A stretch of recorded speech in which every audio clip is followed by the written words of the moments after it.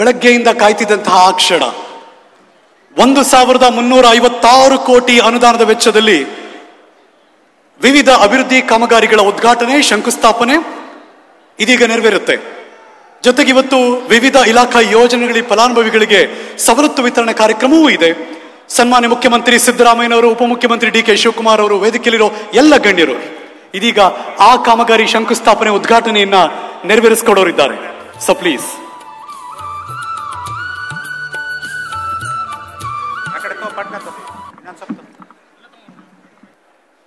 ಇದು ತೋಡ್ರಿ ಇಡ್ರಿ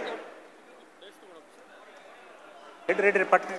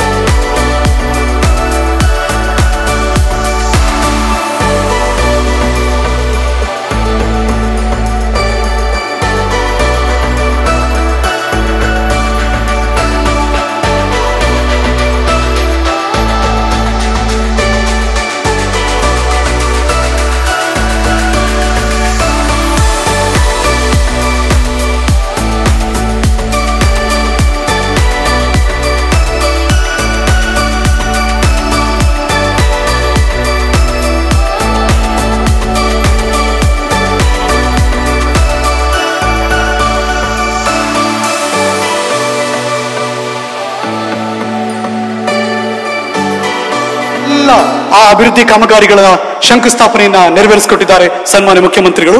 ಇದೀಗ ಪ್ರಾಸ್ತಾವಿಕ ಮಾತು ಶ್ರೀ ಎಸ್ ಮಲ್ಲಿಕಾರ್ಜುನ್ ಅವರು.